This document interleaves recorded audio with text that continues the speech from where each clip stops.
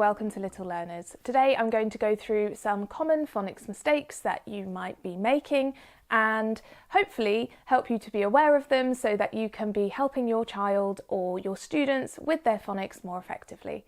Before we get started, don't forget to click that like button if you find this video helpful, as it really helps out the channel, and don't forget to click subscribe so you see more videos just like this. Okay, so one of the biggest mistakes in phonics that I have talked about on this channel a lot is the schwa. So a schwa is an utterance, a sound that sounds like this.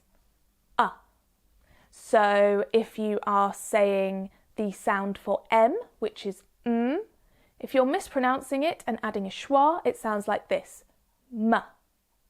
So we might see this with N and L, which should be pronounced n and ul, but with a schwa sound like this, n and l. Now, when I was a child, I was actually taught phonics this way, and so many adults today do pronounce sounds this way because that's how they were taught. However, this has been proven not to be effective. So the reason that a schwa is so much of an issue is because it makes it really hard for children to use their understanding of phonics to read a word. So for example, if we look at the word mat, the way that we sound this out is m-a-t, mat. If we use schwas, it sounds like this, m-a-t. When you try and combine all of those sounds together, m-a-t sounds like m-a-t, not mat. So we're adding extra sounds in there with the the schwa a. So this is probably the main issue I think of when I think of common phonics mistakes, but once you're aware of it, it's really easy to stop doing it. So I do have videos on correct pronunciation of sounds, so I'll link that in the description box below so you can see, but I think the most common ones for this are n, ul and t, which with schwas are m, n, l and t, but lots of different sounds end up having schwas on the end a lot of the time, so just have a think about that and take a look at that video for the correct pronunciation. Another common mistake when teaching phonics is teaching letter names before letter sounds. And that's fine if children are learning the alphabet song and they're not just focusing on letter names. But the issue comes when, if children are trying to write something, for example, if we ask a child to write the word mat and we tell them how to spell it, M-A-T, they might be able to write M-A-T. But that's not helping them to be able to write that again for themselves later. If we say to them it's m-a-t, that's helping them to understand the sound that the different letters make. And then later when they come to write another word, maybe cat, they might think, okay, what sounds does cat have? K, okay, a k, a, t, rather than C-A-T, which really doesn't mean anything to them.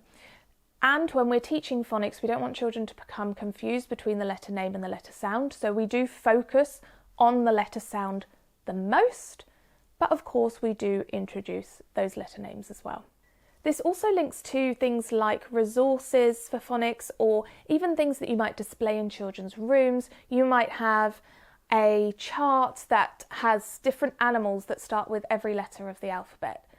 So then when you get to G, you have a giraffe. The problem is that when we have a giraffe for G, children then associate the J sound with G, which isn't the sound that we put together with G. It's G for goat. And the J sound is for J, for jellyfish. Another common mistake is not focusing on phase 1 phonics. So I have some videos about this, I'll link them in the description box below. Phase 1 phonics is all about the phonics that we learn before we start learning letter sounds. So I think a lot of people think that phonics starts with learning letter sounds, but it doesn't. There are so many different skills that children need to learn before that. Their listening skills, being able to differentiate between different sounds in their environment, which then helps them to differentiate between different sounds in a word when they come to reading later on. There are so many different things that children need to be doing before they get to the stage of learning letter sounds and learning how to read. So it's important to remember that this stage exists and to know how you can support children with it. So again, I will link that in the description box down below. And finally, one of the biggest mistakes when teaching phonics is not using play. So not teaching through play, trying to teach with rote learning. Rote learning is learning by sight and memory. Some children do respond to rote learning, but it's really not been proven to be most effective, and especially for young children, they need to learn through play. And so I think I'm going to start a bit of a series on the channel soon about how to use different toys and different play activities to help learning. So if that's something you're interested in, please do give this video a like, and that will let me know that you're interested in that kind of series, using different toys, different elements of play to help support their learning, because that really is the way children learn best. Okay, so those were some common mistakes made when trying to teach phonics.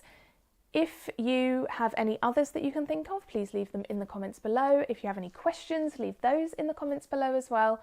I hope this video has been helpful. Don't forget to subscribe. Thank you so much for watching, and I will see you next time.